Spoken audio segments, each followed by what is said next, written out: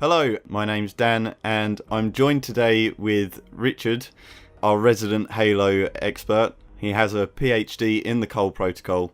So, Richard, what are we discussing today? Well, let me just get my monocle on. Well, today we're going to be talking about Halo Wars 2.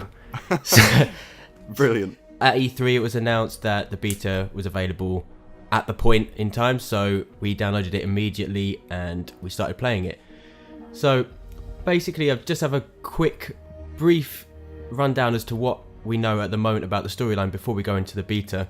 But this is basically the sequel to the Ensemble Studios game released in 2009.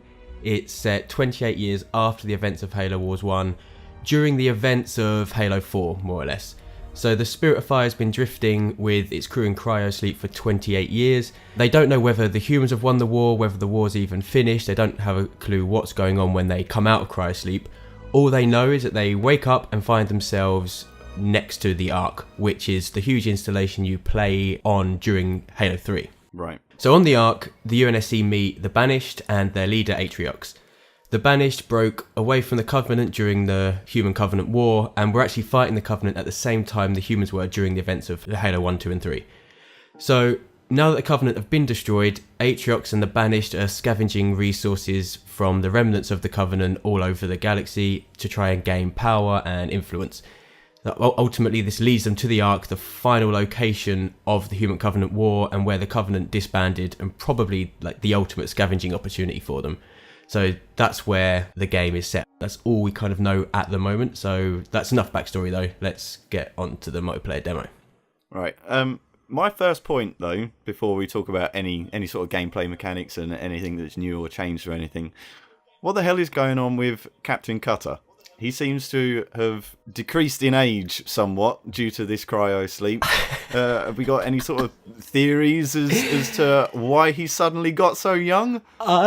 I don't think it's actually the same Captain Cutter. I don't know, because he's got the same abilities. He's got like the Mac Cannon and he's got the ODST drops. But like you said, unless if the cryosleep sent him back in time, I mean, he looked about late 50s in the first one. So even though he hasn't aged for 28 years or whatever, he shouldn't have gone 28 years in the past. He looks like 30s or something. Yeah. So I don't know. I'm just presuming that maybe it's his son, if he had one. I think in the storyline he does have a son in the books and stuff, which isn't this character in the game, but we hopefully it's another son. Otherwise it's just going to be the same kind of thing as Captain Keyes in the Halo 1 remaster, where he suddenly lost about 15 years. So Dan, you literally downloaded the game and played it straight away. I had one game before the game we recorded here. So what did you think about picking it up? Was it easy? What did you think about it? Considering the I think it's 7 years, the 7-year gap between Halo Wars 1 and Halo Wars 2, I've obviously forgotten the core mechanics of how the game works and things, and how to control it. So jumping straight into an online multiplayer game where you're given the objective, you've got to capture all of these points, stop the enemy from doing it and things. So immediately you're trying to rush around and try and sort things out and everything, but it felt so chaotic and rushed and things that obviously with every sort of RTS game there's a learning curve, and chances are you'll probably play the campaign before you go straight into online multiplayer, so you will learn how to control the game. But jumping straight into the beta, it was very difficult trying to utilize everything, and time management as well. You need to try and explore various areas of the map and control your resources and everything, and then suddenly something will ping up at one side of the map where you're being attacked, so you've got to rush back there and things. It was very difficult going straight into it, but it's like I said, with any sort of game, you take a few games to actually learn everything. Obviously you said that you played a game before. Did you experience that in your first play, or I know you definitely played a lot more Halo Wars 1 than I did. Did you sort of fall naturally into Halo Wars 2? Well, like you said, I must admit, when I first picked up for maybe the first 5 minutes of the game, I was like, okay, I've got to go here, I've got to go here. Like, what do I do? How do I prioritize what I'm doing? like with any RTS, like you're saying, this kind of learning curve happens. Whenever you pick up a new one, you're going to fall into that trap. And also having an RTS on a console that's never really been successfully done until Halo Wars 1.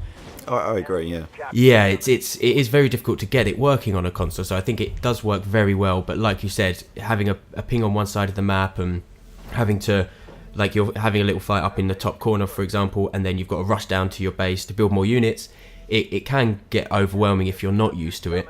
But luckily, on the bottom left-hand side of the screen, there's on the D-pad, up, down, left and right, are to go to zoom to your base, to zoom to your units. You can lay rally points so that when you spawn units, they automatically go there. So you can technically go around the map very quickly, but again, it would be a lot easier on a PC. Yeah.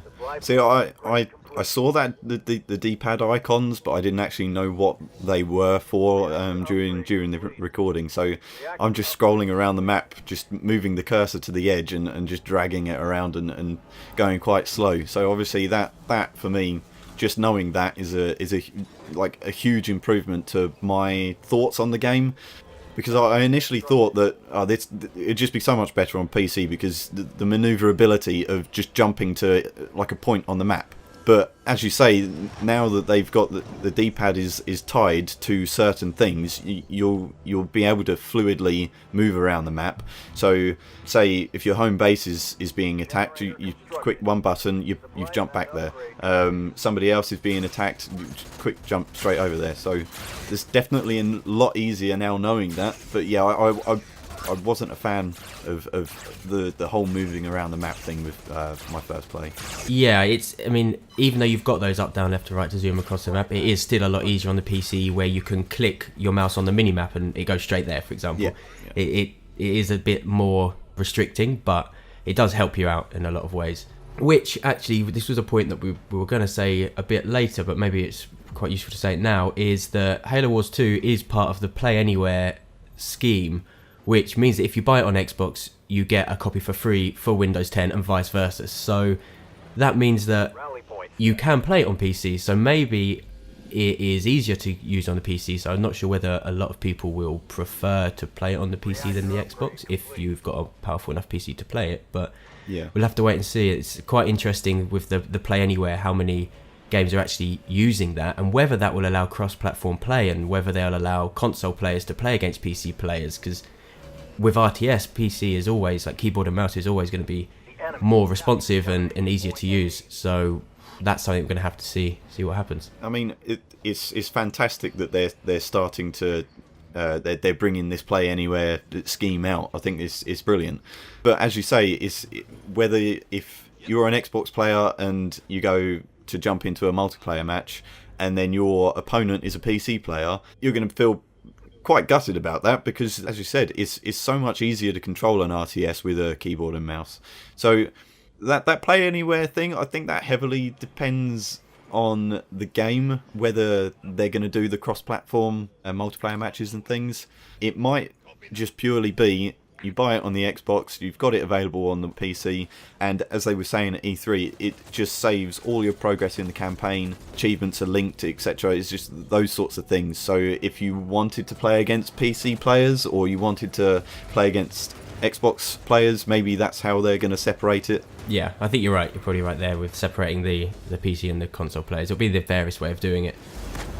Well, having said that, shall we get into the actual mechanics of the game? Yeah, did you find any similarities with Halo Wars 1? Anything that they improved on? Anything new?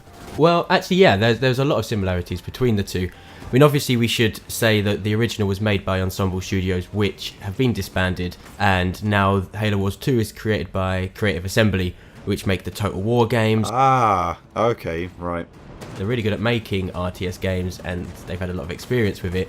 So even though they're similar, there's been a lot of improvements. They've used their knowledge from these past games and brought it into Halo Wars 2.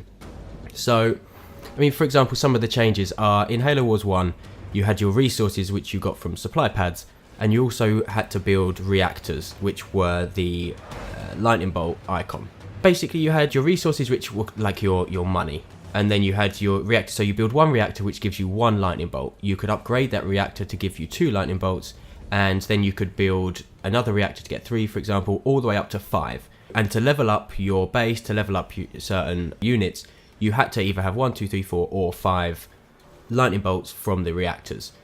So all you had to do at the beginning is build one reactor, upgrade it, and just build the rest of your things, supply pads, and maybe a barracks, for example, if you wanted to get resources quickly. But now, rather than doing that, they've changed it slightly, so both your resources and your energy, the lightning bolt symbol, are the similar kind of structure. So the lightning bolt symbol doesn't just go to 5, it goes to unlimited, probably 99,999, for example.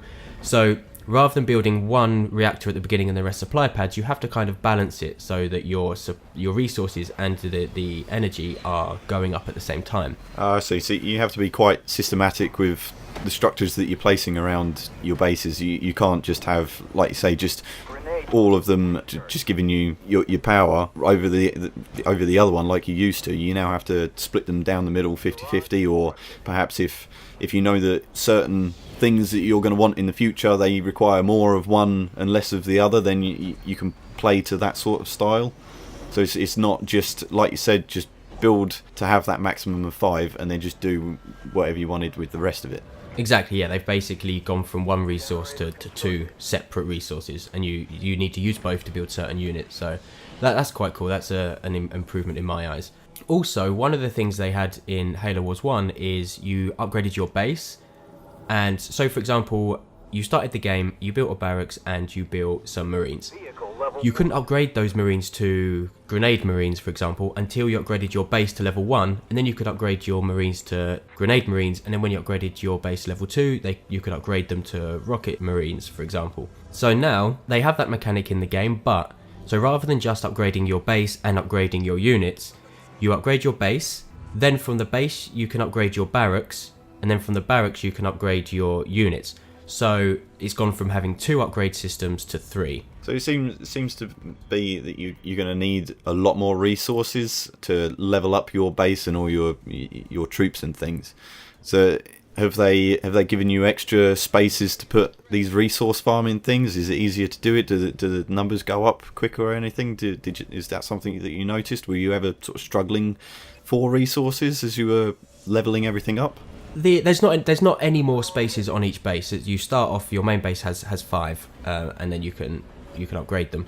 I did struggle at the beginning to upgrade and to build units, but I think I had that in Halo Wars 1 as well, so I'm not sure whether you obtain your resources quicker or how they've done it, but I must admit I did find it a lot more difficult to build a larger army in Halo Wars 2. Your resources get drained really quickly through upgrades, through base upgrades. Right. Your maximum level is based on your highest base rank. So if your highest base rank is 3, then you're level 3. If that gets destroyed and your other bases are level 1, you'll go down to level 1, I think. So, oh, I see. So you have to also, for example, if you've got one base with barracks on it, and that base is level 3, you can upgrade that barracks to level 3. But if your other base has an armory on it, for example, and that's level 1, you're going to have to upgrade that to level 2 to upgrade the... Ah, I see.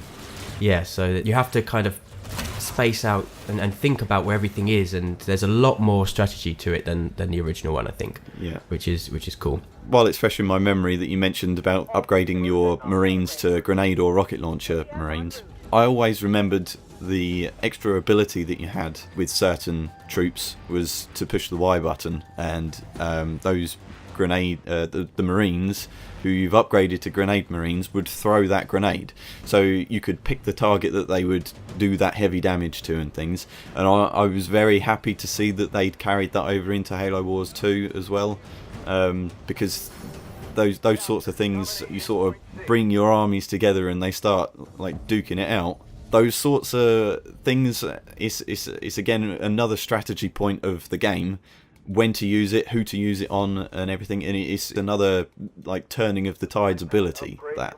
And I was very pleased that they kept it in. They've kept what's good, when they've improved on it, and it's overall a much better game. Yeah. So also, one of the things that I noticed was each faction, each hero unit has his own abilities, but it's not when you upgrade your base level 2 you get ODST drop, for example. If you upgrade it to level 3 you get the Mac Cannon, What it is you get upgrade points, for example, and you have a skill tree. So each hero unit and each faction has a skill tree that you can choose what to get. So you can choose whether you want to get a healing circle, whether you want to get ODST drop, whether you want to get a mat cannon, and whether you want to get one of each at the very beginning, or whether you want to just focus on ODST drops, for example, and level it up from level 1 to level 2 to level 3 to multiple ODST drops. So it gives you more variety, it gives you more choices, more strategy, whether you want to have this eclectic group of abilities that you can use all at once and to help you out, or whether you just want to have that one really powerful ability that can maybe turn the tide. Yeah, so there was only 2 heroes that were playable to us, yet I think the skill tree to mine, there was 4 across and maybe 6 down or something. So obviously if you're one hero, you think, oh, I like this guy, he's my hero, I like the 2 special skills that he's got attributed to him, and you can sort of play around with him and find that perfect skill tree that you like and that you want to play with. But also, because there's more than just that one hero, you've also got all their different skill trees as well. So as you said, there's a lot of variety to the game, which is something that the first one lacked. I believe it kind of was just the 6 different factions, the 6 different hero units, and that was it. So if you had 2 cutters against each other, you knew that it was just going to be, they were going to send in an army and there was just going to be stupid amounts of ODST drops coming down. Yeah. And that was it. You just knew that. You knew if someone was forged, there was just going to be a ridiculous amount of tanks coming on. And even though that's probably going to be similar, their main unit, people are going to use those, there is a difference. So maybe someone didn't go for the ODST drop and they went for the mat cannon instead. So it's that kind of thing. It's going to make it a lot more unpredictable as to what the opposition are going to do. What we did notice in the beta is that we've played 5 games now, and we've always had the same game type and map. It was domination on Ricochet. So the games in the beta, as far as we know, aren't 2 versus 2 Slayer, but an objective variant. So there are 5 points on the map that you need to obtain, and whoever has the most points on the map whittles down the enemy's overall points, which you can see at the top of the screen. So once one bar reaches 0, that team loses and obviously the other team wins. So this adds a different strategy to the game, because in the original one, towards the end of its life, a lot of people just rushed. Build warholds, rush the other base, destroy the base, you've won. But this means that rushing doesn't necessarily mean that you win. That's not necessarily your primary goal. So although you may lose your entire army defending a point, if you've got the other 4 points on the map, you're still in a strong position, you can win. So for example, in our game, the enemy team took the points at the beginning. We actually didn't really realise that we needed to get these points at the very beginning. So as soon as we did notice, we just got our armies, took all the points on the map. For the majority of the game, our points were slowly increasing. Their points were down a lot. Then they started to attack us right at the end. They took 1 point, and then they started to take another point. But we knew that by the time they even would try and get that point, they would have lost, because we had the other 3 points and they had such little points left as a team that we were guaranteed the win.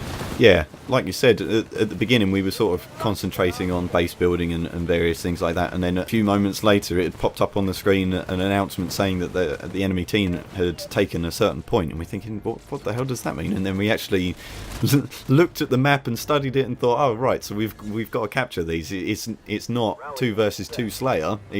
We have an objective.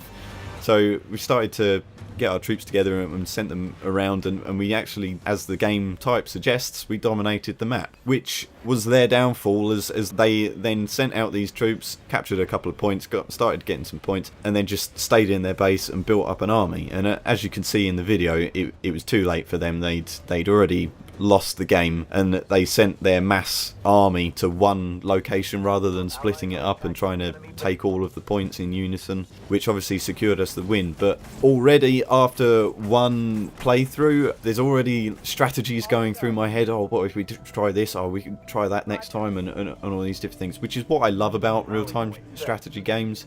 They just make you think, and I love games that do that. That's it. Actually, I thoroughly enjoyed playing this game, and I can't wait for it to come out. But before we go, we noticed one more thing about the game, was that the ranking system is similar to that of Halo 5, in which you need to play 10 initial games to place in a division, and from there you can improve to higher divisions. So if it is the same as Halo 5, you won't be able to go down to lower divisions once you're in one, but you can go up. And if it is the same as Halo 5, then maybe it'll be reset every month or every couple of months, and there'll be seasons maybe. So we'll have to see whether that's something that they include or whether it's just a lifelong division kind of system. But at the moment it seems like it is very similar to Halo 5. Would it be a wise assumption then that if because they're taking the leveling up system and they're pulling a lot of things away from Halo 5, are we likely to expect the constant updates that Halo 5 has been getting, or all the free content and extra skins and things? Well, I hope so, but there is a Ultimate Edition of the game with a season pass, so you get some campaign stuff, you get some multiplayer things, and it says for the season pass that you get DLC for 6 months following the release. It doesn't say how many times, like how many DLC packs that's going to be, but whether they're going to do some free content, some paid. But the thing is, with Halo 5, it's all free. All of these updates and DLC packs are free because they have the microtransactions in the game. Right, I see, yeah. So whether that is in Halo Wars or not, probably not, I don't think, but we'll have to see. I mean, hopefully they do keep bringing in some free content. For Halo Wars 1, if you pre-ordered, you got the Flame Warthog and you got a different type of Wraith, and these kind of cool, like just different colour skins and stuff, which might be quite cool. So as a summary, what were your final thoughts of the beta? I like it a lot.